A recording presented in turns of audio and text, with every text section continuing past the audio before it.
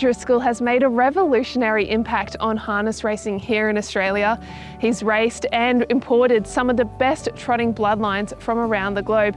We're here at his property at Cardigan to learn about his journey in harness racing, as well as what the day-to-day breeding and racing operations look like.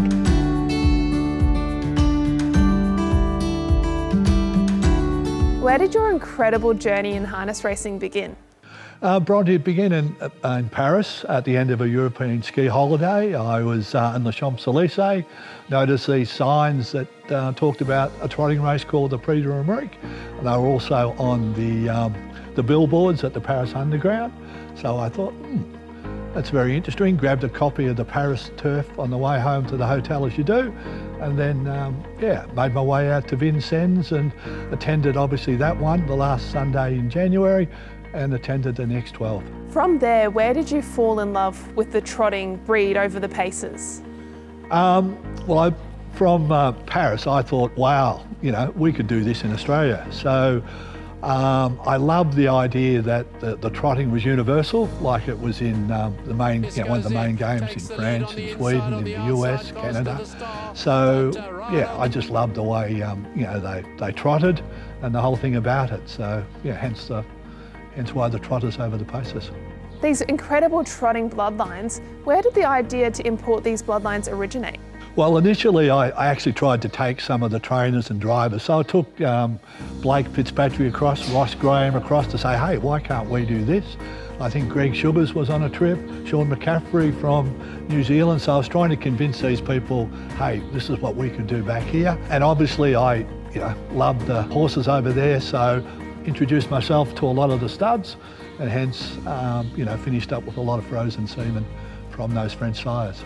So then what was the origin story of here, Yabby Dam Farm and Harris de Trotteurs? I was looking for a place to breed the trotters and wanted a nice bit of land that was close to a nice city and all that sort of stuff. So looked around for a couple of years and given Victoria was the centre of trotting, Ballarat was the centre of Victoria basically, I thought it was an ideal spot.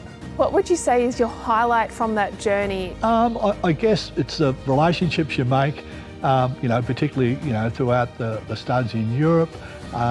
Just going across there, buying at the yearling sales, buying broodmares, and then coming across here, seeing them race and now seeing them breed. So I really love my breeding. So now that nearly all of them are in production, some are on their first and second foals, it's really exciting. So all these, French horses, Italian horses, US mares, it's, quite exciting. Can you talk about breeding here at Yabby Dam Farms? At Yabby Dam Farms, we cater for about 70, 80 broodmares. Most of those would be trotters. And I look to match them up to, US stallions, French stallions to get the best possible, resultant foal and hopefully racehorse. Can we talk about the journey and success of Just Believe? Yes, he's been a wonderful advertisement for the farm. I just can't believe the journey that he's, taking everyone on. In reality, he's just had the perfect sort of race preparation, like he was with Mick Hughes initially, wasn't over-raced. Then he was transferred to Greg, who put the polish on him. He's gone to Europe. It just all fell into place. You don't often get a situation with a horse like that where people allow the time and then they take him on the journey because it's not cheap to race horses overseas. We've been quite fortunate that all the aspects of his racing career have come together and I think he's given a lot of people a lot of pleasure. He's just been a fantastic monument for the farm. Greg Sugars has done it again. He's going to make history here. Just Believe. Race is clear. What a horse. What a moment. Here is the star himself, Just Believe. Pat, it must be nice to have him home. Yeah, it's fantastic to have him back after all this time. He's done a wonderful job. Just Believe himself has put Australia back on the map on the international stage. Do you think he's kind of opened the door now for more trotters across Australia? Yes, without a doubt. I believe Just Believe has, because there was probably only 2 or 3 people in the trotting ranks, myself and Duncan, who really thought our top trotters were up to, some of the best in the world. A lot of other people, I think, maybe thought yes, maybe thought no. And what he did by going across was prove that, hey, our best trotters are as good as some of the best in the world. Talking about horses that could end up on the world stage, we've seen the success of Keayang Zahara. Your first season stallion at the time here, Volstead, that was his first lot progeny. What do you think she is going to be able to achieve from what you have seen? With Keayang Zahara, I believe, the world's her oyster. I've never seen a horse, particularly a young horse, do what she's done on the track so far. Again, she's been beautifully managed by, Marg and Paddy Lee. It's been, fantastic to watch. And I think that, barring injury, I think she could go to Sweden, the elite lot, the Prix de l'Amérique, the Breeders' Crown in the US. I think the options are just endless. Keayang Zahara, she is the chosen one.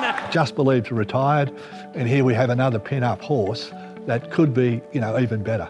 You obviously have the stallions, but you do have some beautiful key broodmares here on your property. The one that comes to mind is Dance Craze. She, of course, won a Great Southern Star.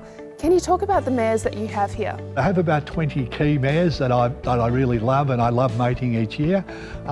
Some from France, some from Italy, some from the US. World Class Hanover is one of them. Continental Lady, another. Continental Lady's clear. They bridge the margin back, but she wins easily. Pizza Queen. Pizza Queen got to Kingdom Come. Dance Craze is coming late. Pizza Queen. EG Money. Holding on, and EG Money's going to go all the way. There's a group that I've put together over about 10 years, and each year now that they're sort of off the track, I look forward to mating them and seeing what their progeny can do. How do you choose a stallion that comes to stand here at Yabby Dam Farms? Bronte, to date we've been very lucky with what's been available in the Southern Hemisphere through Europe. Because we are in the Southern Hemisphere, that allows us to get the frozen semen from some of the better ones like Ready Cash, FaceTime Bourbon, Bold Eagle, and I guess you aim at the top, and so far we've been very fortunate. We've had what I consider the cream of the crop from Europe, or a lot of, and same with from the US. We currently have access to Walner, who's obviously one of the better stallions in the US. One of the limiting factors sometimes though is if a horse doesn't freeze or a stallion doesn't freeze, then obviously it's pretty hard to bring them down here. And as I said, with the frozen semen and the acceptance of it down here, we're able to have a lot of really good stallions at a reasonable price.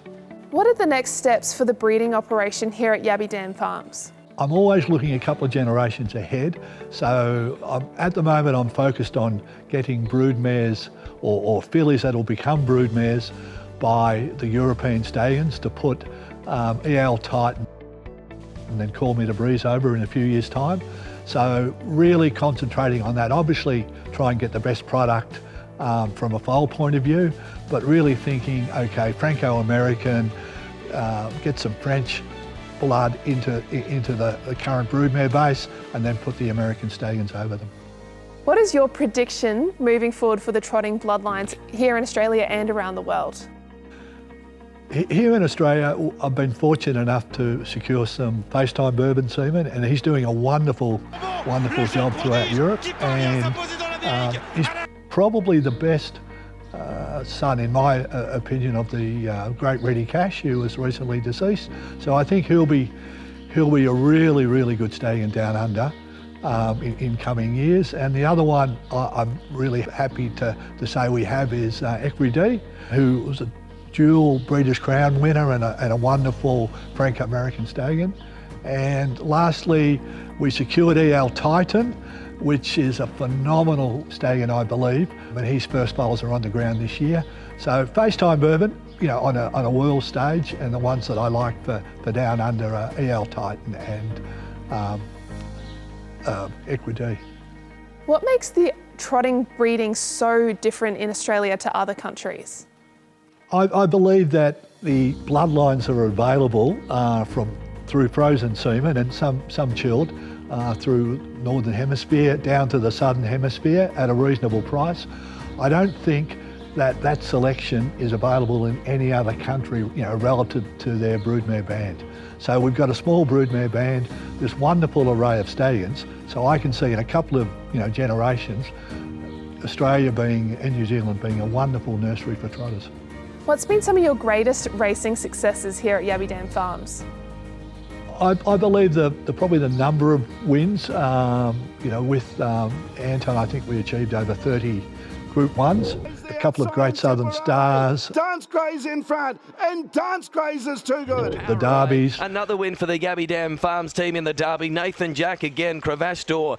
It's just a mixture, when you bring a horse all the way through. The Vic Breds, the Breeders' Crowns, and particularly the young horses, when they go on and win a Group 1. You recently imported the superstar stallion Callmethebreeze, who was last year's Great Southern Star winner since he's been in your care. Can you talk about the journey of Callmethebreeze and what his future looks like moving forward? We were very fortunate to secure Callmethebreeze. It was trained by Philippe Allaire in France, and Philippe and Gait operate Bootmont, which is the home of Brady Cash. And through a couple of friends, I became aware that he was for sale. He was a very, very good horse in Italy, in France and in Europe. So we secured him, I think it was April, May last year. Came out here, prepared him for what we hope would be a successful campaign. We were fortunate enough to win the Great Southern Star. This is the race we wanted. Just believe, Callmethebreeze, Callmethebreeze. Hammerhead and a couple of other really nice races. So it was a real pleasure to watch him perform. Callmethebreeze has absolutely left them lamenting, puts up 10 metres in the twinkling, and Callmethebreeze too good. And we're very fortunate to have a stallion of that quality out here. How many trainers are currently training your horses across Australia? At the moment, training-wise, for our stock, Greg Shubers has a few, Greg Webster has a couple, Blake Fitzpatrick, Robbie Morris, and then we have a few in New Zealand. What are your racing goals moving forward for Yabby Dam Farms? Probably the racing goals for the farm would be to promote the fillies and mares as much as possible. So looking at, group races being, 2-year-olds, 3-year-olds and older for the mares. And also would love the idea to have, hopefully breed another Just Believe to take on the international stage. But generally it's trying to promote the mares and fillies to show that, hey, this is what the breed can do, and then, they make their way into the breeding barn and go from there. There is one horse that was racing last year. His name's On Chauffeur. He's now in the care of Jess and Greg. Can you please talk about him, because he looks like a superstar of the future? Yes, Un Chauffeur, it actually is a small village in Normandy in France, near the Dubois Stud. He is out of a wonderfully bred mare called Dream Island, whose granddam was Island Dream, who was one of the best in Europe, and we were lucky enough to have a colt foal that became known as Un Chauffeur, and I think Greg and Jess think a lot of him, and hopefully this year he can continue on his way, and I have high hopes of him being a stallion going forward. The operations and the success of Yabby Dam Farms have been so impressive, but what's the vision moving forward? At Yabby Dams, we would actually love to see the improvement in the breed across the board through the daughters and granddaughters of all these, what I call key bunch of broodmares, and hopefully lift the standard in Australia, New Zealand, and to race not only there but overseas, and one day that overseas people come to here to buy their yearling or broodmare, and I think if that may be achievable in the next 2 or 3 generations.